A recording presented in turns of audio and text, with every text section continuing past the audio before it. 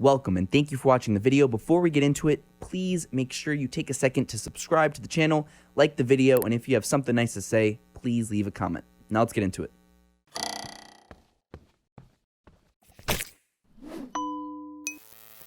Boom. And we're live. I'm here with Chivona Newsome. Thank you.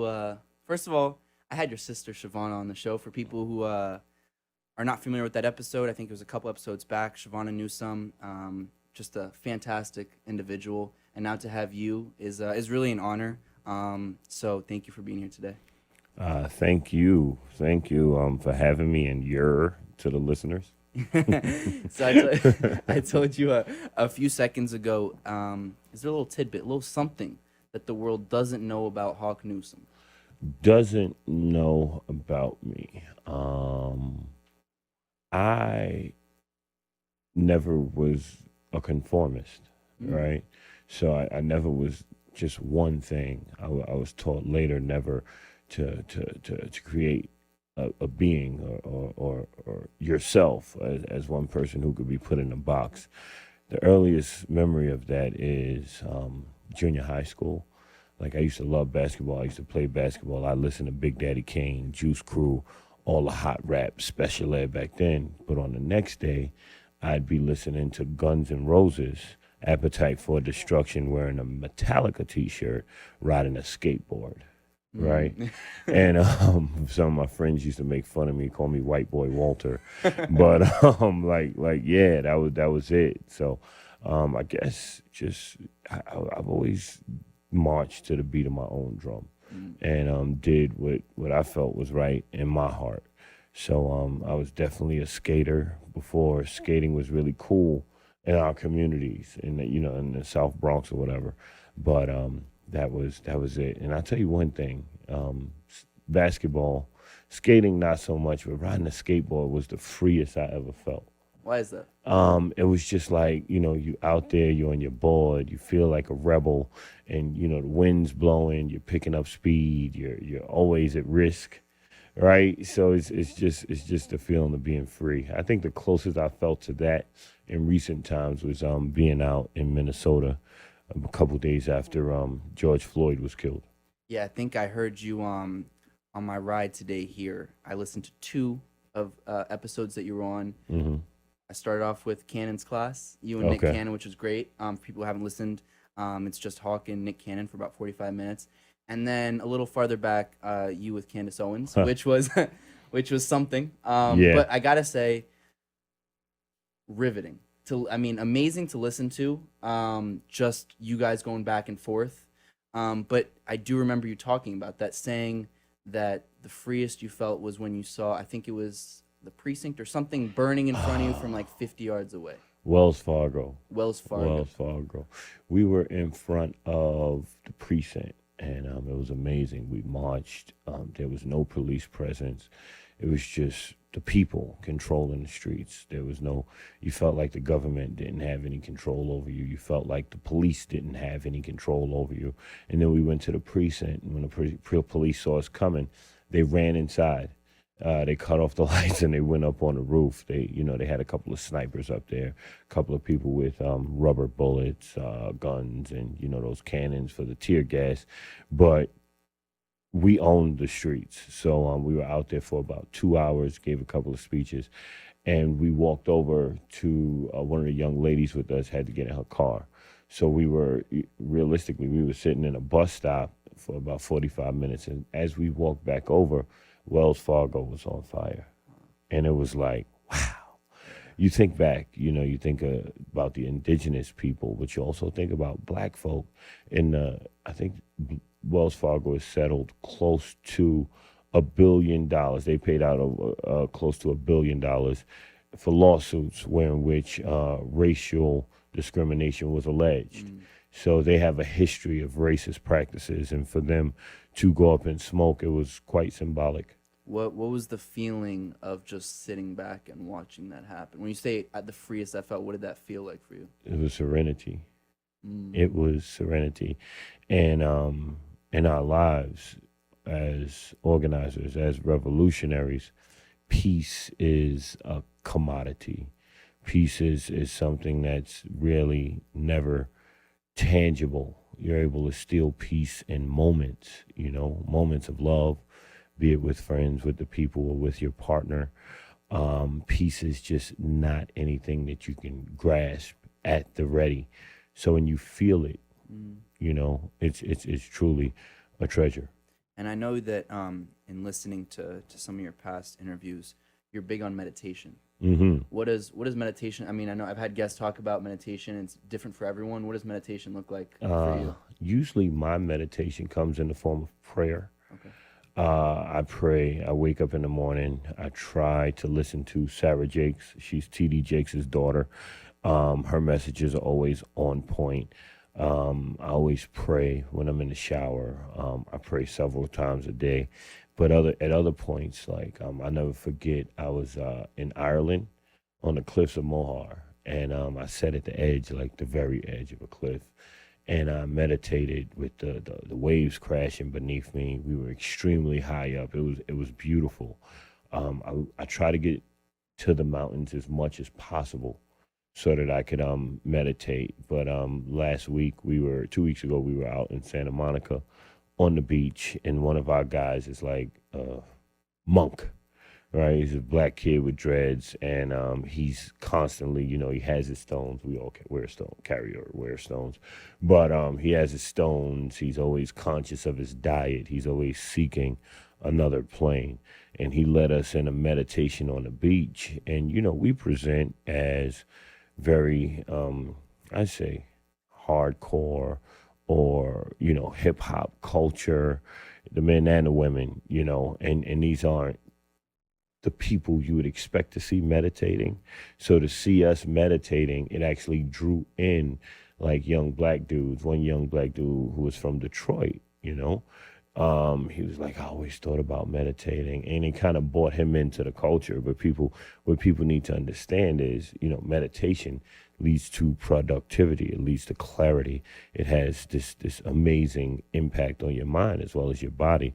So I'd love to spread that throughout, inner cities and poorer neighborhoods across the country. And for you personally, I mean, I'm sure you're always busy, but I know when Siobhan was on, during prime pandemic, you guys were out, delivering food to people in the community. Then, George Floyd, and there's so many different things that have happened. Do you ever have moments to just sit back and kind of take it in, and moments for yourself, really, I guess? I steal them. You steal them. I steal How them. do you steal them? Whether it's with my empress or with my children, or even times where I'm alone. Like on the drive here, I was like, wow, I haven't been alone in weeks. Wow. You know what I mean? Yeah. Like just alone, like really in the car, smoking a cigar, playing some ratchet music, and just just like really alone time. That is hard to come by. So it's you got to understand, there's always something happening. When I sat down and I opened my phone, my sister Siobhan just posted that an autistic girl was placed in prison, a 15-year-old, for not doing her homework. So when you get that, you're like, okay, how can I help? Right? Are we launching a social media campaign? Are we going after the judge? Are we going after the prosecutor? Who do we blame? How do we attack this? What's the strategy? And that happens several times a day. You know what I mean? Like, it's to the point where some days I just don't, like, social media takes attacks on me. Attacks, TAX. And it's because a lot of the times it's so much heavy content. And then you had that, you have pressure from the government. You have white supremacists who are making death threats. So there's always a lot of negative energy in my social media. It's no longer fun. Social media is about work for me. I say if there's any time that I have fun, it's in my stories on IG. And it's like, wow, this steak is popping, or look at the scenery. You know what I mean? But just scrolling through my timeline, it's always hardcore, heavy content. So there's not a lot of peace, but the struggle is beautiful. Helping people is beautiful. It makes it all worth it. Listening to good music brings me peace. Yeah. What does your daily schedule look like, would you say? Wow. Okay. So just waking up in the morning. Gotta thank God. I don't know, but today seems kind of odd. No, that's Ice Cube. Today was a good day, but I'm not. Wake up, flick open the Bible app, read a scripture, lay in the bed, check some emails, get up, get in the shower, do some stretches. I used to do what I call broga.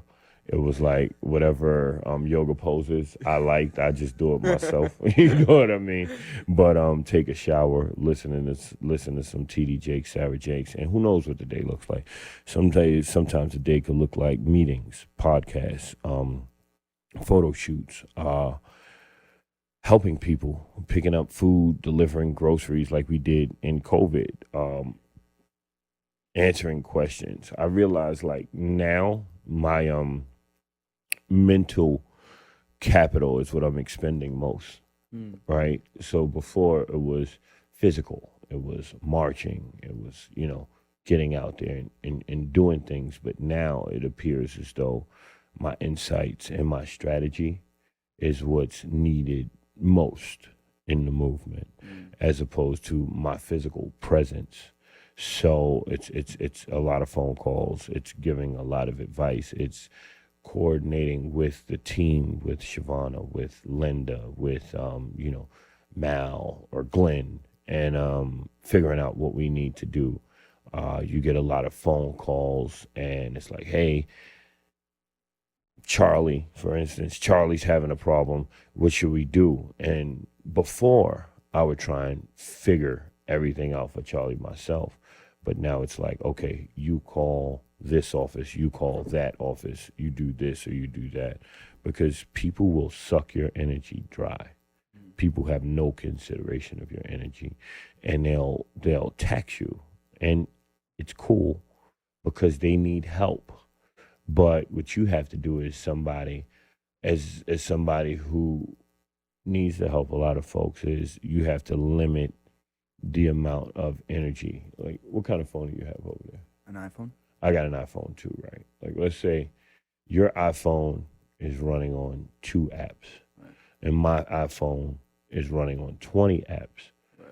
Yours will maintain a charge longer. Right.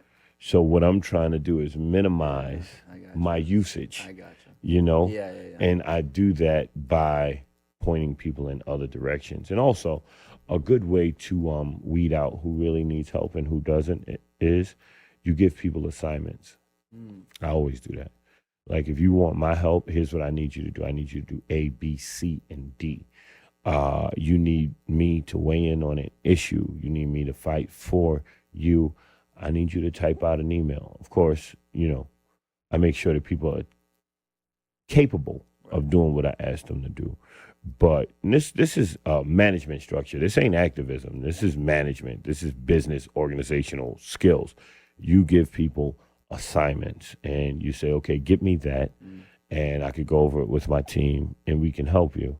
A lot of people never get back. And, there are some people that might need help, but I can't help you unless you're putting forth the initiative, because most of the work is going to fall on you, right? And the second that a person feels as though you're not giving them all of your attention, they'll turn on you. I've had people turn on me. Yeah. People who I put my life on the line for turn on me. So a lot of times it's about self-preservation. It's organization. It's preserving the organization's integrity and our reputation. And the way that we do that is ensure that the people who we are helping are willing to do exactly what we do for themselves. No, that makes a lot of sense. And I actually, before we even go forward, I'm curious more. I want to take you back to the young days, a young Hawk Newsome, because when Chivona was in here, she was telling us that you guys would wake up, politics news was always on.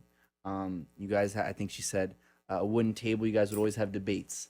your parents met at a civil rights rally or something of that sorts back in the 60s. So it was always in your DNA.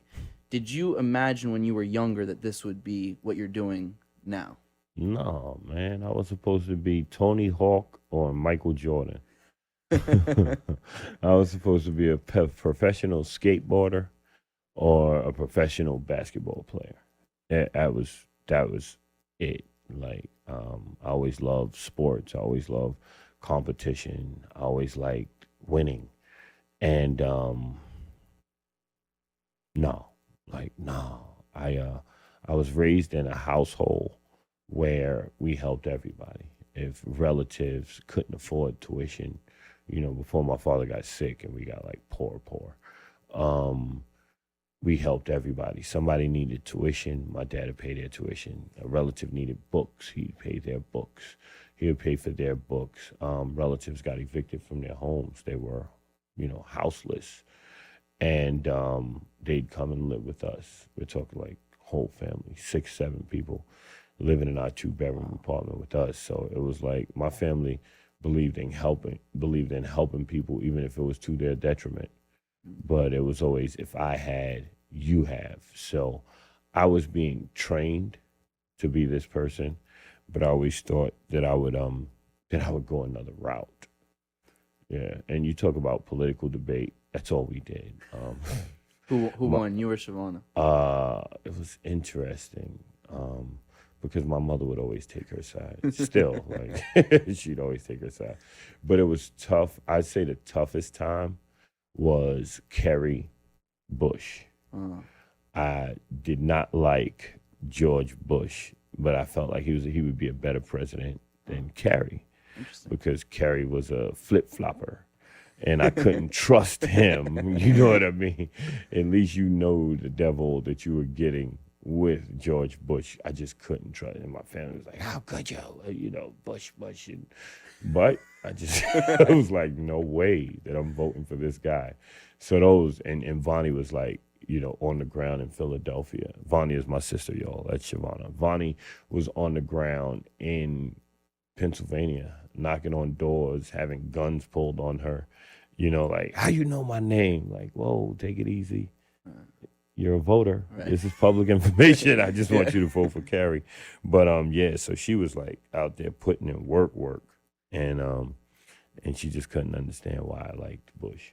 Will you talk about your relationship with your sister, if you will, a little bit, just and how, I don't know if one of you kind of started earlier.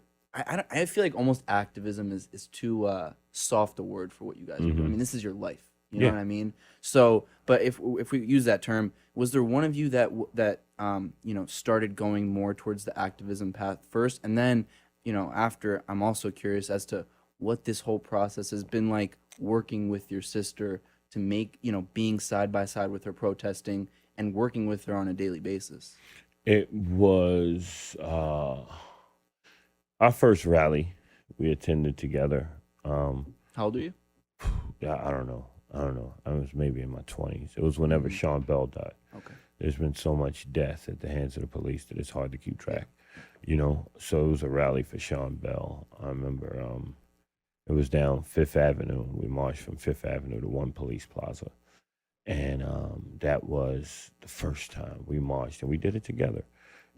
Black Lives Matter, when we founded Black Lives Matter, she's always been, if we could do a comparison, I would say she's always been the person behind the scenes, making sure that everything gets done. She would be what you would call the chief executive officer of sorts, right? Who made sure everything was getting done, and I would be the face of the brand. Gotcha. Yeah. So both sides work in tandem, but one is always outside, one is always on the front lines, one is always making things happen. And the other is behind the scenes, making sure that everything is working the way that it was supposed to. And it wasn't until her she decided to run. She was like, okay, I'm running for Congress. That she stepped out from behind the scenes. So she's always been there. It's best because, you know, like how we're sitting at this table, we sat at my mom's table and came up with Black Lives Matter New York. We sat at our table and came up with MLK March, where people marched from 5 different boroughs. You know, all of these things have been like us bouncing ideas back and forth across the kitchen table. So it's cool because, you know, regular people, you could curse them out and then walk away. You know, there's no HR department. My mother's the HR department. You know what I mean? Is she a good HR department? No, 'cause she's always on my sister's side. But sometimes she'll be like, no, he's right, you're wrong. But so it's family, you know? You fucking curse each other out. How do you separate family and also, I mean, you know, there's also business sides to it and organization and how do you guys handle disagreements? I'll give you a perfect example. Activists are weirdos. Quote me on it. Activists are fucking weird. Everything bothers activists. And Siobhan is a type A personality. She's a businesswoman. She worked in finance. Yep. You know finance people. Sensitivity is not their thing. Right? You have a big heart, but it's about executing and getting to a goal. So when she stepped out from behind the scenes, she had to understand how the landscape of activism works, right?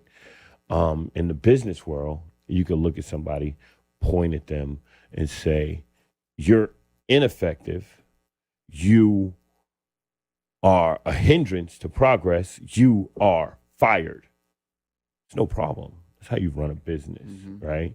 But in activism, you have to hold hands, you know, you have to sit in a circle, you have to explain who's feeling what and why. So sensitive. And it's good. I'm still partially a toxic man. I just got chewed out for being a toxic man this morning, and I was completely wrong. Oh, yeah? And on social media. And I was completely wrong. And I had to like sit back and take it in like, okay, they're right. I'm deleting this right now. But so we are from the streets. Not saying that you know, we're Nino Brown, New Jack City, but we're definitely from the South Bronx. We think like people from the South Bronx with all our degrees and education.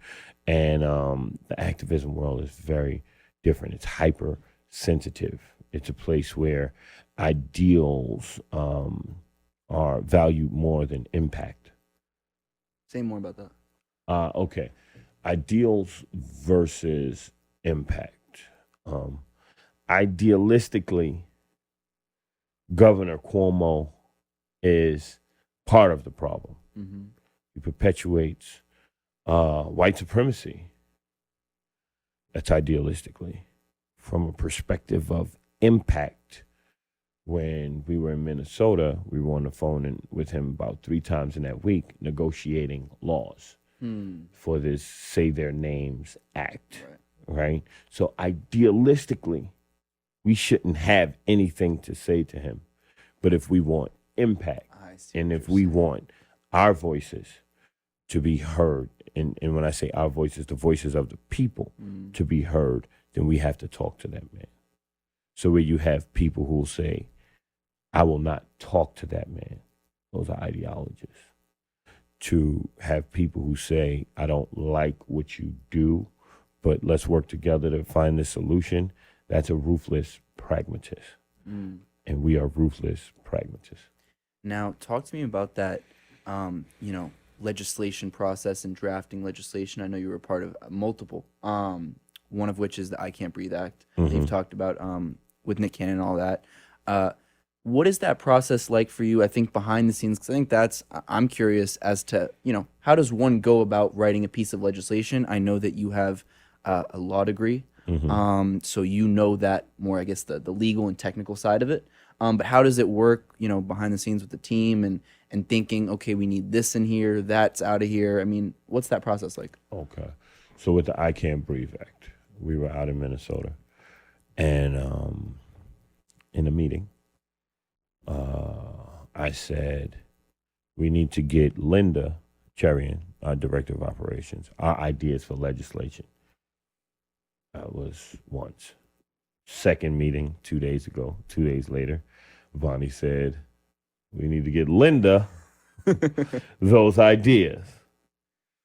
Then they flew back to New York. I flew out to LA, and Linda nudged everybody.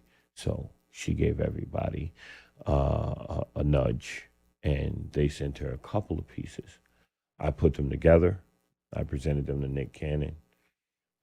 He had some insights he wanted to edit, to add. Then I came back to New York and called a meeting. Pizza, wine, right? That's the beverage of choice? Yes. I don't drink. Oh, you don't? I'm through 4 years sober. Oh, wow. But I know what the people need. You know what I'm saying? I got to get people, you know what I'm saying? I got to get people in work mode. You right? know. Yeah, man. Come on, that's leadership, bro. Right? So we got some pizza, we got some wine, and now everybody's sitting around with their laptops. We have a meeting. We do a check-in session. Mm-hmm. You know check-ins. Mm-hmm. How do you feel physically? How do you feel mentally? And we went through some things, and then we kind of split up, right? I had filled in some of the blanks, and then Mario handled education. Donnelly, who's a third year student at CUNY Law School, he handled housing. Glenn did tech. Nepal worked with her young people. Siobhan was working on the financial aspects, and everybody played. I mean, well, not played, but we turned up some loud ass rap music, right? And we're in the honeycomb hideout. We're in our little spot, and everybody's typing away and talking, and we finally came up with something.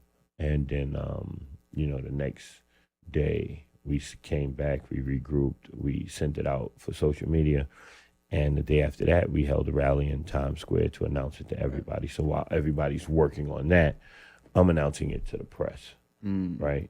And getting everything put up on the website. So in a lot of ways, we share responsibility. Everybody in our organization can go anywhere in this country and launch a campaign and know how to conduct every aspect of it. As co-founders, if people in our organization couldn't do that, we'd be failures. Yeah. And you said one thing that I really like. I mean, I have a bunch of different quotes that we'll go through, but you said, while protests are good, changing laws are better, which I think is resonates and I think brings in this aspect that you also talk about a lot is accountability. Mm-hmm. When you're drafting these laws and these pieces of legislation, is that, how do you kind of integrate accountability? Because I think that's really obviously one of the massive issues is the lack of accountability on so many different levels. Mm-hmm. How do you kind of make sure that you get everything ingrained the way you need it, and then make sure that ultimately it's not only just passed, but then people are held to the standards of that legislation and are held accountable? Okay. Well, I apply the IRAC message, which is something that I learned in law school. It's identifying the issue. What are the current rules that apply? Drafting an analysis, and then coming to a conclusion, right? So you take the IRAC method, you draft your legislation. So you say, okay, the biggest problem right now is police lying on the reports to cover for other police officers, because cameras won't be there all the time. So what's the current, that's the issue, what's the current rule? Well, what applies to this is falsification of government documents, right? So what's our analysis? There's something called the blue wall, which means police don't snitch on other cops. And you look back at, mafia and La Cosa Nostra and how they don't snitch on each other. The police have a stronger code than the mafia, right? Because from the brass all the way down, if cops turn on other cops, they're punished internally. They don't get promotions. You remember Serpico, their lives are in danger. So how do we challenge that? Okay, that's our analysis. And the conclusion is, if a police officer lies on a report and it's discovered that they're lying, then that officer will go to jail for 1 to 3 years and lose their pension. What's the end result? If you have two cops, one beats the crap out of somebody, what usually happens is they'll say something like suspect or perpetrator made an aggressive act toward the cop, or they fabricate the crime in another way.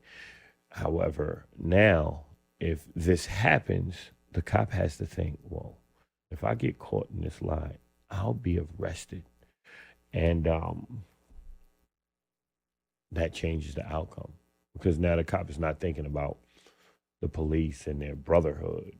What that cop is thinking about is little young Karen and little Billy, right? And like their college fund. And that mortgage. Hit them where it hurts. That mortgage I got to play. Yeah, and I lose everything if I lie for you. Right. You shouldn't have did what you did. And now it makes it that with passing that law, that'll make it easier to prosecute those cops. This is common sense legislation. And this is what we're going to push hard. If you think about it, now that cops are being scrutinized and chokehold bans are happening across the country, now you see police choking someone, putting their knee on someone's lap, putting their knee on someone's neck, and another cop is tapping them like, take it easy. Right. You never saw that before. Yeah. If that happened with George Floyd, he'd be alive.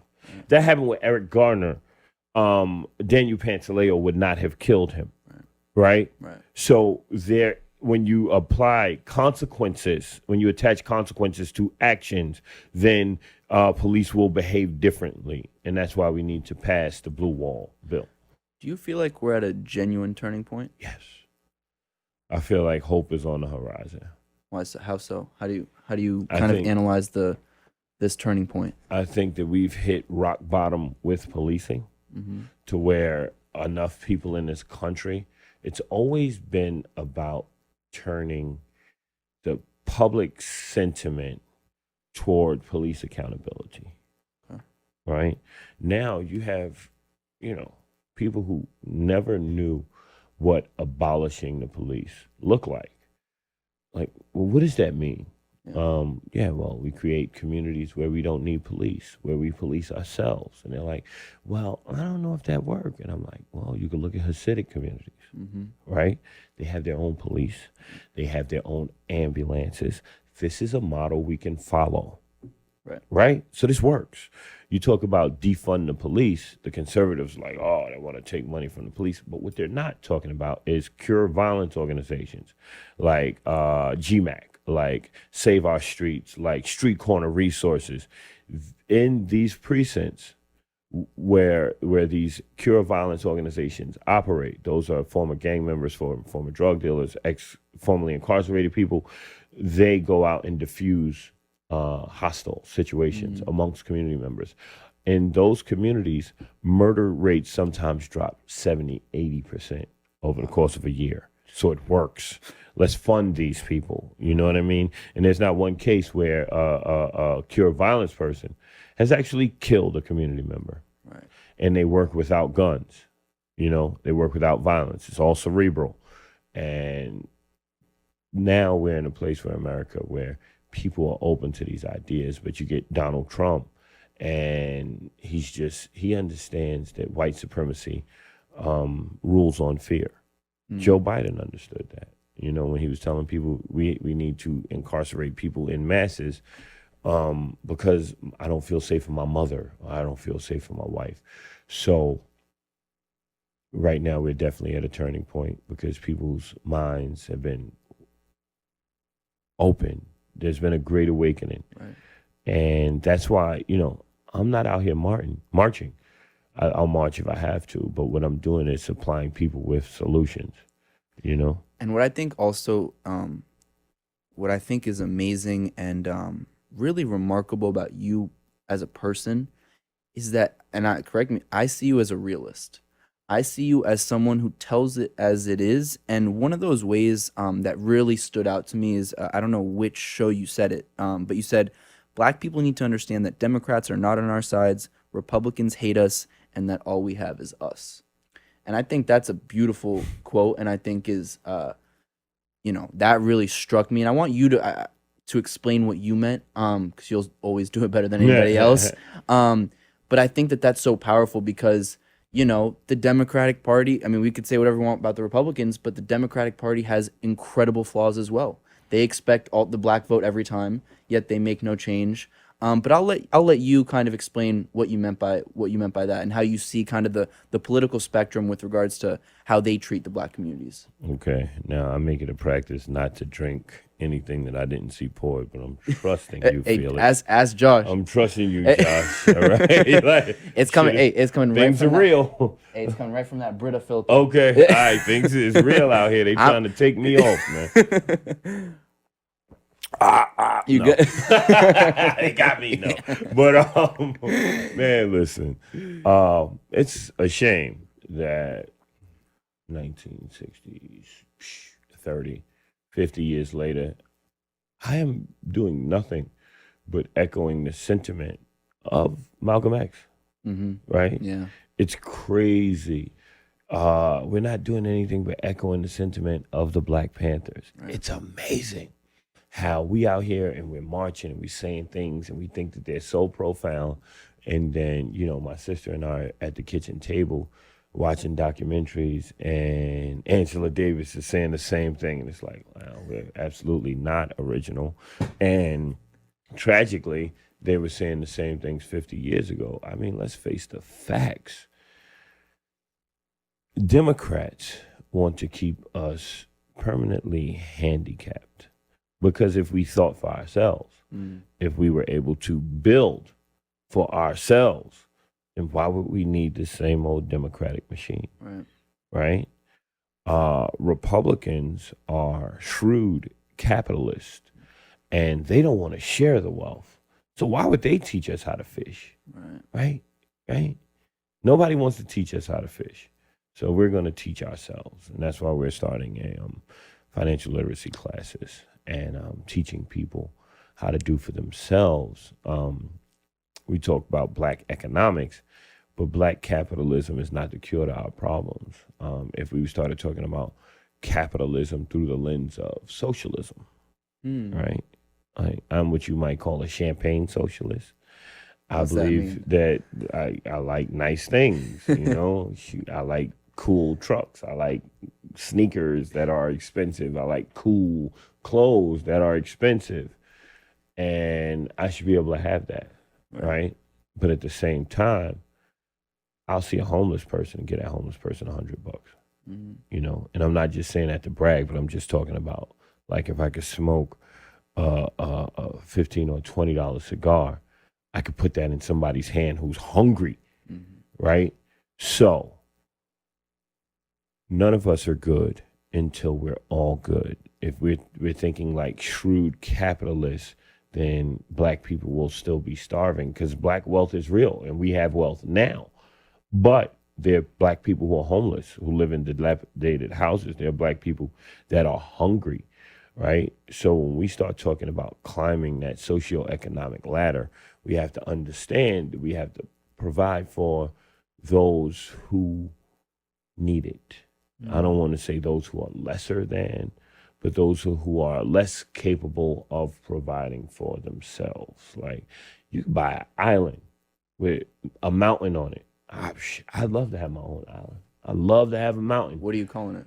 Wow, that's crazy. Hawk Island? Nah, it wouldn't be Hawk Island. It would be like some indigenous thing and something beautiful. You know what I mean? Because it's not mine. It's God's. It's the earth. So I'm just cool enough to live on it.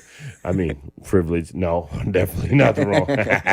I'm just blessed enough to live on it. You know what I mean? So I think, like, I have a lot of friends. Like, I was out at my friend's place in LA. He's driving tricked out Audi Turbo, this white. His wife has the Range Rover. He has, a nice apartment overlooking the Staples Center. He's chilling, bro. But at the same time, he does for people. Right. You know what I mean? Like, I think people should be able to have whatever they want, whatever makes them happy. But you should be taxed enough and you should give enough to cover everyone else, Yep. Now we're going to take a quick break. I'm going to talk. Go ahead. about my sponsor for the show, Nanocraft CBD. Athletes come in all shapes and sizes, but they all have one thing in common. Their performance is limited by their recovery time, anxiety, and quality of sleep. That's why thousands of athletes are turning to Nanocraft CBD to improve their game. Nanocraft is the #1 CBD for athletes. Whether you're a professional, a weekend warrior, or on the mend from an injury, Nanocraft's broad spectrum CBD is designed for recovery and performance. Nanocraft contains 0% THC and is used by PGA golfers, UFC fighters, Olympians, and thousands of men and women looking for an advantage in their sport and their life. For a limited time, use promo code Felix to get 20% off your order at nanocraftcbd.com. You'll also get a free CBD lip balm with your order if you use that coupon code. That's nanocraftcbd.com. Use promo code Felix for 20% off. Go check it out today. They've also sent Hawk a nice little goodie bag. I hope you're a CBD fan, and you'll have to let me know how that is. There's something that I think is really brilliant of what you said. I mean, it's so true. It's something that I think people don't really think of when they think of inequality, but food injustice. This is something that you're a big advocate for. I mean, during the pandemic, Siobhan told me you've also mentioned it, how you guys were going around, delivering food to people that didn't have enough, or whatever the case may have been. Talk about what when you say food injustice is one of the biggest issues at hand. Explain for the people that aren't familiar with this idea. Well, the #1 killer of Black people is heart disease, diabetes, and that comes from what we ingest. You look at advertising to our communities, we're being sold on products that kill us. We're unhealthy lifestyle is promoted to us at an alarming rate. Also, poor white people, right? A lot of people don't understand how much we have in common with poor white people, and the politicians are the ones that people will never see that, or they make it hard for us to see that. But so you look at the Bronx. It's the 26th unhealthiest county in New York State. There are 26 counties in New York State, and the Bronx is the unhealthiest. I had a dinner with a dude who owns a lot of like high-end restaurants in New York City. I'm really rubbing elbows with a lot of important folks like you, bro. No. But it's crazy because people want to make change, and they see us as like real leaders. Right. And I don't say I'm a leader, but I run with a bunch of leaders. So, he told me yesterday, not only is it the unhealthiest place in New York State, he said per capita, the Bronx is the unhealthiest place in the world. How do they define unhealthy? Do you know? Good question. Leading in sickness, okay.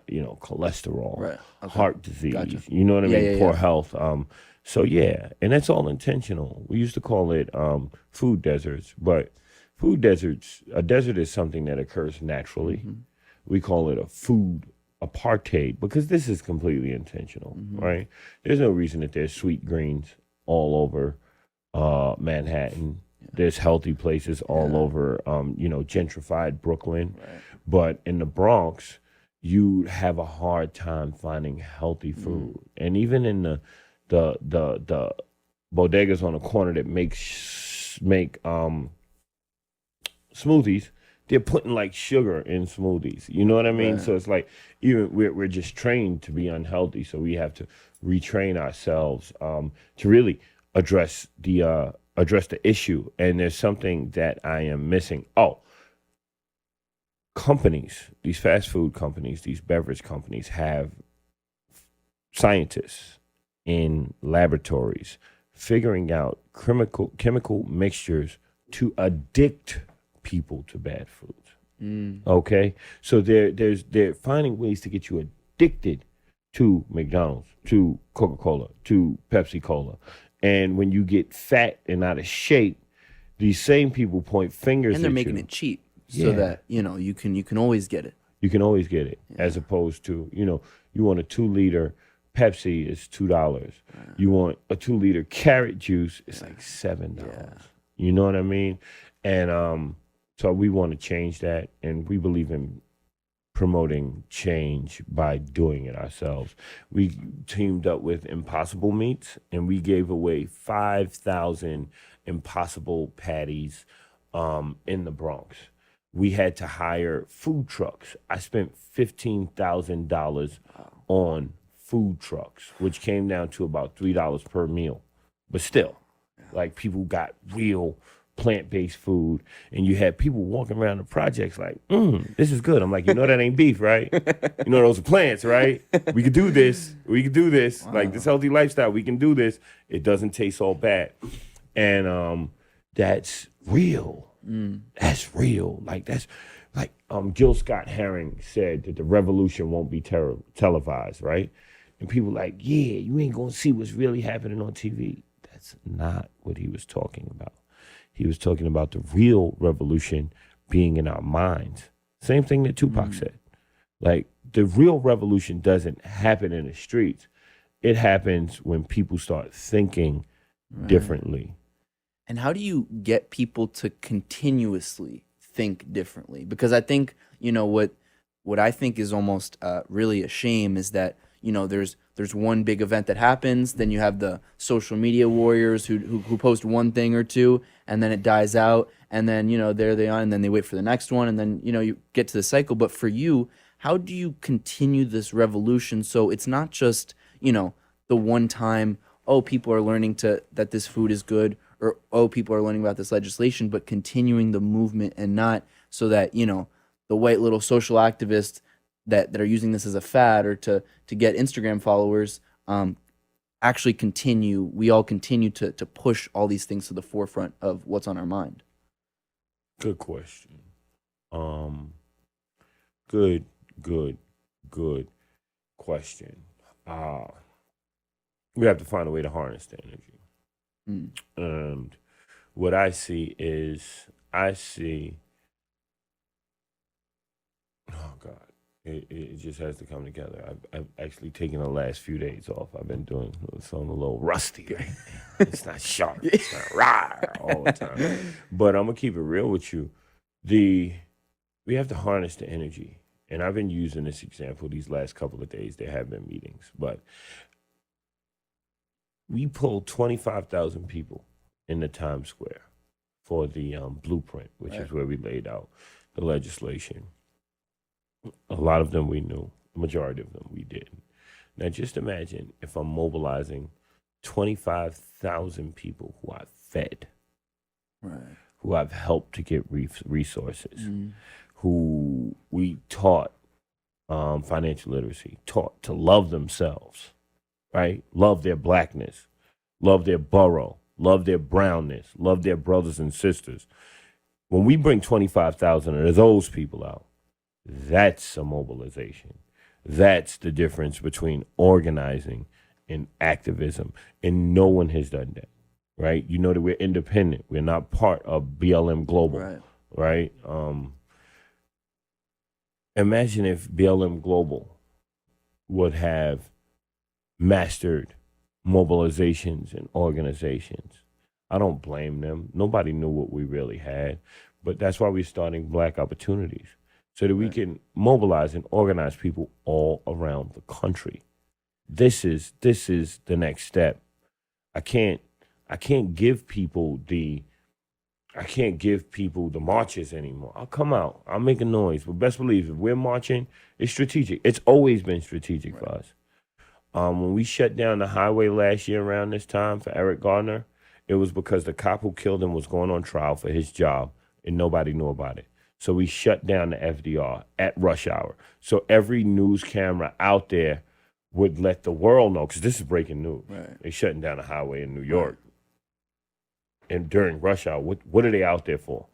And that went out across the country and shined a light on the mayor, shined a light on the police department, shined a light on the city. I believe in a pressure game. When I march is to apply pressure, We're not just going out there just, to get some steam off our chest. Like, this is a pressure game for us. It's about building power. And I think that was one other thing I really wanted to bring up was that the black opportunities. If you'll go in and just talk a little bit more about that. I know you've done it on Nick Cannon's podcast, but for people who haven't listened to that and what it means, that black ops, the black opportunities that you, I don't know if it's necessarily kind of an organization that you're looking to do, and how that would work. And I think that also just kind of plays into this idea that, invest in our communities, invest in our people, crime will go down. We won't need that police presence. You won't need all these things. So we just kind of briefly talk about that and what that is. Black Opportunities is us finding a church, recruiting children to come in and teaching them about their history beyond slavery, all the way back to Africa. I can't just say black people, because in most of our communities, we live next door to our brown brothers and sisters. So open it up to the kids in the community, teaching them to love themselves, teaching them about money, having black executives from these corporations come in and give them lessons on financial freedom, right? But at the same time, having, our Afro-socialist brothers and sisters come in and teach them about cooperatives and how the community can come together and open a business and run that business themselves, teaching them self-defense. And a lot of people say, oh, you're training an army, but they neglect to mention that teaching self-defense also comes along with teaching discipline. What we're creating is a new gang of sorts, a new street tribe, in which positivity is the culture. Pride and knowledge of self is the culture. We'll also be training adults to monitor the police, right? We cop watch. We have a show on BET called Cop Watch America. And in states where we do that, where we do that in places like Atlanta, our people will be armed with weapons. And people are like, oh my God, he's waging war on the police. No one said that. Everybody knows that I'm not a fan of violence. I only condone violence in the form of self-defense.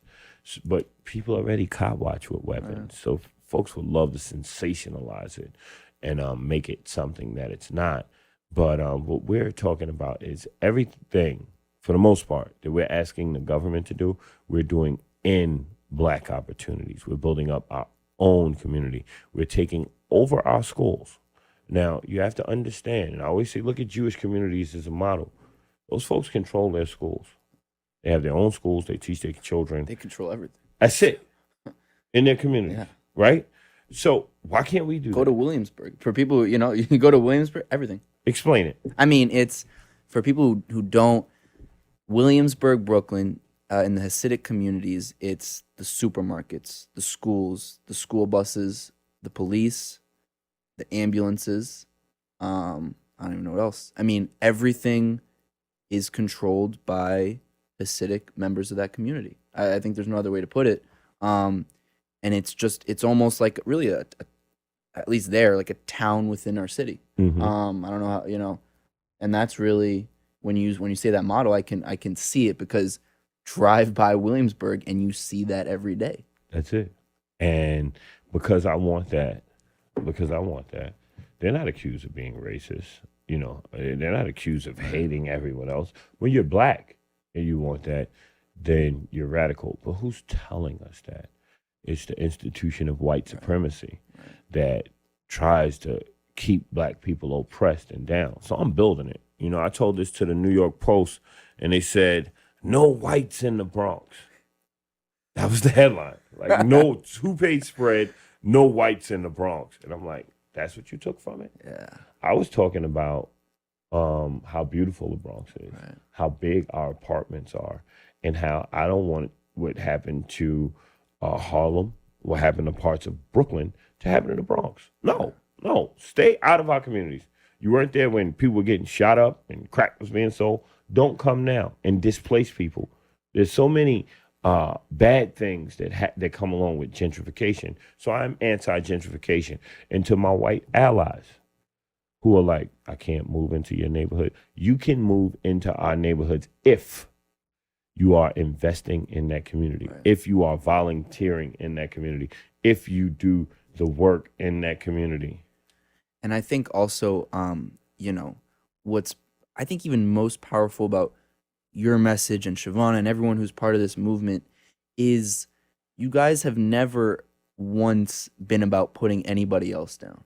You guys just want to simply uplift the black community finally, Yeah. you know? And I think also what's just so powerful about you guys is not only the way that you guys have come together and mobilized and grown this brand, and that's kind of part of my next question is how do you continue, you know, to do you guys set 5-10 year goals of what legislation will look like, maybe society will look like, you know, because a lot's happening and it's happening quick, and you know, how do you guys see the next, you know, years of landscape ahead of us? That's what we're laying down now, because the last 5 years, 6 years has been completely reactive, Right. right? And we've won Yeah. a lot of battles. We've had like 6 pieces of legislation that we've worked on, maybe 7 passed.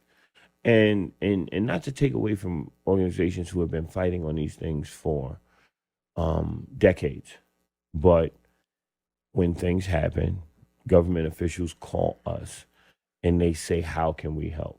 And they know us, they know our brand, they know the attention that we command and the power we have in the community. And we negotiate. It's a business. Right. We negotiate and we get things. This done. country's built on being a business. Come on, you know. what the fuck I went to law school for? Yeah. Like, why you think I have a business degree? Like, you know, like, yeah. So, and it's not profitable to me personally, but there are people who are career activists who make a lot of money doing this. But this is a labor of love for me. Like, I'm sitting here. And the reason I need the CBD oil and tea is because I have nerve damage from the police. Like, they damaged my back, they damaged my shoulder, and that helps. You know, I hate taking, I'm 4.5 years sober, so I don't even like pain pills. You know what I mean? I don't like putting anything in my body that'll alter my senses. So the CBD helps. Perfect. CBD helps. Are you hopeful? You know, I mean, it's for me, it's always also remarkable to hear people like you and Siobhan talk and to see smiles on your face, you know, with everything going on. Are you know, do you see a positive future, truly? Yeah. I see the tables are turning, and the white male dominance of the world is coming to an end. And that's why they're fighting so hard. Now we're pushing toward a place where black people have equity, where women of all colors have equity. We're reaching a place where all voices and people are respected. And it requires an altering of our senses, of our thought process, a revolution of the mind of sorts. But it's happening. And we are not outnumbered. We are not overpowered. We are out-organized. And we as a people are organizing the masses to overthrow this patriarchal, white supremacist power structure. And people want to paint that as the end of civilization. No, it's the evolution of our civilization. And that's what's on the horizon. And I can see it, I can feel it, I can almost taste it. How do you, you know, how can people truly make sure that this movement does not die out and on a daily basis uplift, make true change, not just post a quick Instagram story? How can people, you know, from everywhere truly get active if you're the best ways? They have to do the work. What does that look like? That if we're launching a campaign for the Blue Wall bill, get involved, lobby, disseminate information. White people have to confront racism at every stop and turn. I'm not here to convince white people anymore. Yeah. White people should educate white people. Right. Let us go in our communities and build our communities. Right. And we liaise with our true allies on the best messages to put out. You understand what I'm saying? Yeah. Investing in black business, not gentrifying black communities, pushing for education reform in the sense that African American history is American history. It should not just be taught in 1 month. It should be taught throughout the school year. There's just so much work to be done. And what I see is I see a lot of activists who are ambulance chasers, right? Like Al Sharpton, right? This man flies around from disaster to disaster, giving speeches and not really changing on a private anything. jet. On a private jet. Mayor de Blasio is truly a problem to Black New York, and he allows this man to come and serve turkeys in Harlem on Thanksgiving. There are young celebrity activists who fly around the world and are like baby Al Sharptons.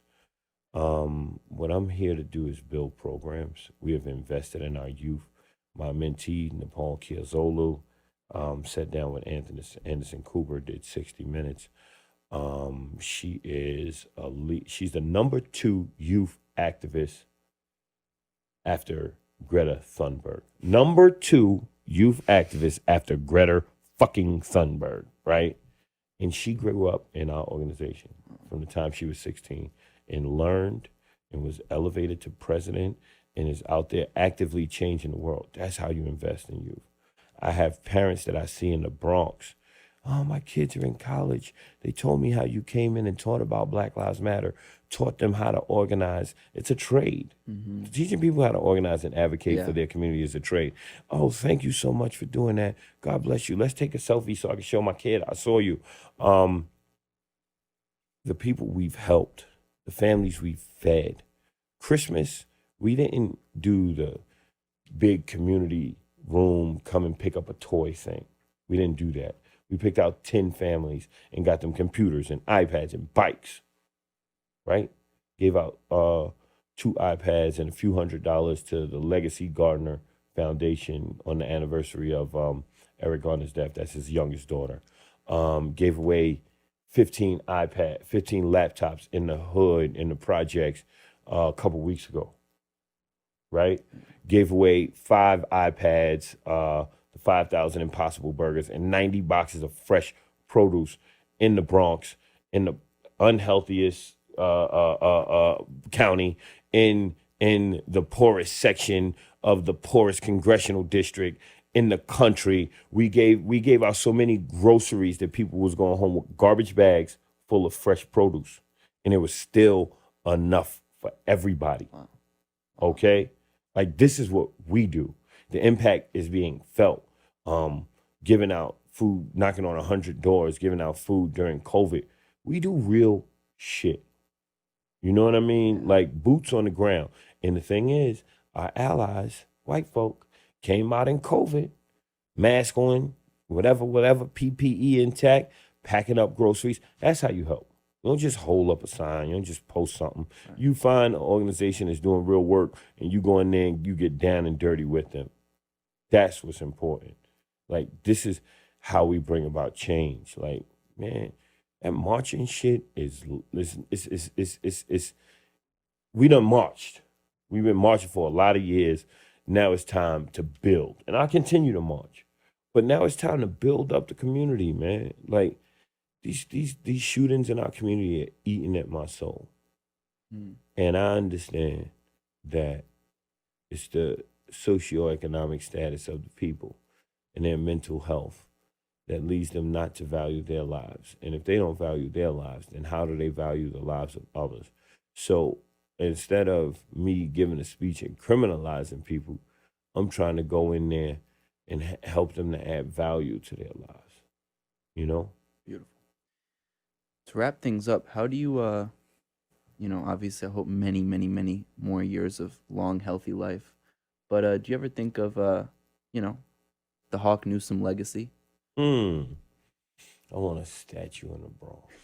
I ain't playing. Hey, I'm I'll being advocate. That's all I want. I'll advocate for it. Right on. Like when I die at 90, like the psychic said, just give me a statue in the Bronx. Right? Because the Bronx, they don't know how to appreciate the efforts of the people of the Bronx. You know that there's not like a Kool Herc statue. Mm. Wow. You know that there's not like a hip hop. Now they're building a museum. But like there's not a statue of a DJ with turntables and break dancers in the Bronx. Mm. Celebrate our heroes, Mm-hmm. right? Tired of this, man. If there's any legacy for me, it'll be the lives that I changed, the programs that I've created. If you don't create programs that last, you ain't do shit.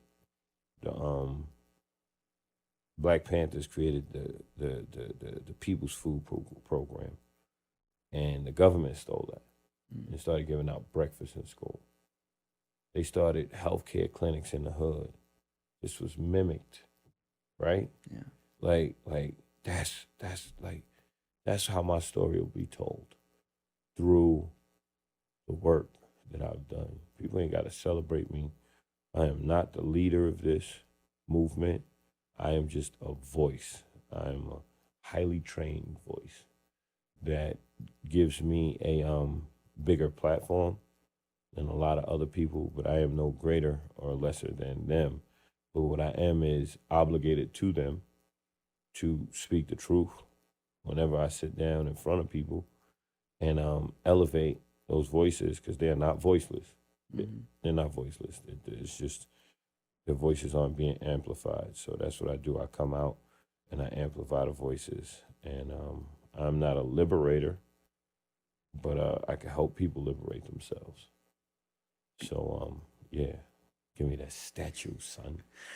Beautiful. Hawk, I mean, Josh is here for all my sessions. He knows when somebody walks in, and I love all my guests, but when somebody walks in, you can feel a special individual. And man, it's such an honor to have had your sister on. She's absolutely a phenomenal human being. And now Better you, than me. and now you, I thank you for taking the time. I know you're incredibly busy for coming out here. And I'm just happy to have had you and been in your presence. And I know that the work that you do for your community, I mean, you get there, you're out there daily, merits a statue and a whole lot more. So I can't wait to see that. Thank you so much, Hawk. Can I just say one last thing? Yes. Here's what it is, right? I want to shout out and uplift all of the imperfect people. I am perfectly imperfect. And to all those other perfectly imperfect people, it is our time. Let no mistake, let no misstep hold you back. We are all works in progress. God is continuously working on us.